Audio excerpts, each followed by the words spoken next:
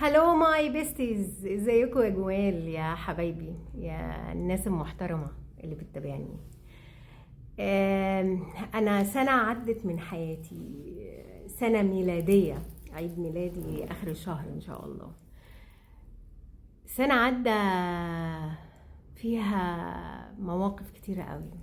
يعني انا السنة دي من اصعب سنين حياتي بجد، وخصوصا اخر شهر، اخر شهرين.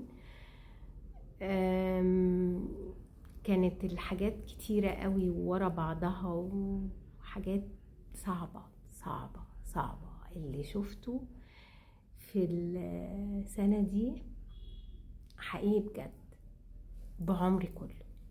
الحمد لله الحمد لله الحمد لله، فضل ونعمة من عند ربنا، احسن من غيري بكتير. واللي يمكن اللي انا شفته ما يجيش 1/100 من اللي عند الناس ومن اللي الناس بتشوفه، بس كل واحد بيقيسها بنفسه، بالمحيط بتاعه، بمقدرته. مع ان ربنا سبحانه وتعالى دايما بيدي الواحد على قد ما يقدر يشيل، على قد ما بيقدر يستحمل. لا يكلف الله نفسا الا وسعها. فدايما تبقى عارف، وانا بقول لنفسي دايما كده ان ربنا بيدينا على قد ما بنقدر نشيل ونستحمل. المهم، سنة قويت فيها كتير. انا اخر شهرين دول قويت قوي قوي قوي. بيقويك الفقد، فقد الأحبة، بيقويك خيانة العهود، بيقويك كسرة ولادك،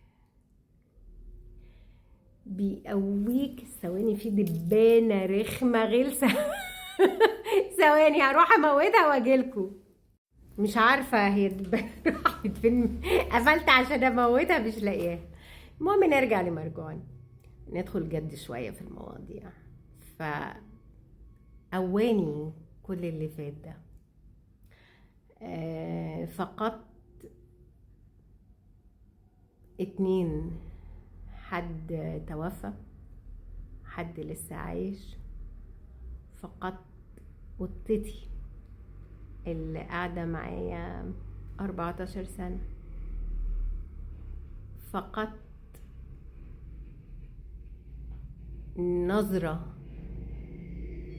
وضحكة وابتسامة في وش حد غالي عليا قوي. اهي الثواني والله مش هسيبها مش عارفة اجيبها، بس متأكدة ان انا هاجي اصور هتيجي تشاركني الفيديو اكيد يعني. ف حقيقي فقدت كل الحاجات الحلوة دي اللي انا حسيتها مع الناس دي ومع قطتي الجميلة. شعور الفقد مؤلم، فقد حد مش هتقدر تكلمه وتشوفه تاني، وفقد حد موجود بس ما تقدرش تكلمه ولا تشوفه تاني. كلاهما مؤلم ومتعب، بس نعمل ايه؟ انها الاقدار، ولازم نقبل، ولازم نتعايش ونتكيف ونتعامل ونحس بالناس اللي حوالينا، ما نشيلهمش اكتر مما هم شايلين. فده بيقويك، بيديلك القوة، بيديلك المقدرة انك انت تحاول تتعامل من جوه بقى. الحمد لله.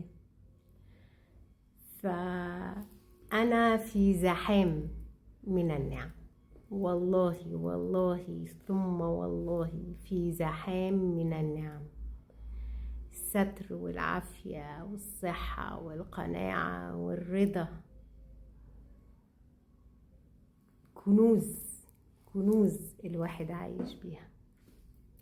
مهما يكون الواحد في عنده قصور مادي في حاجات، عنده قصور في بعض العلاقات، عنده قصور في بعض الأعمال، ولكن في الآخر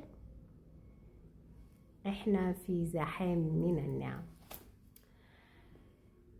سنة راحت بحاجات حلوة وحاجات وحشة، وسنة جديدة جاية، وربنا يجعلها سنة حلوة عليكم وعليا، وتبقوا معايا دايما حبايبي.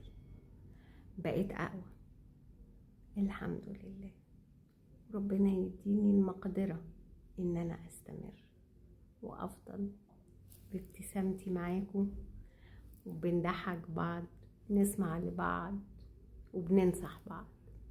وكل سنة وانتوا وانا طيبين. شكرا.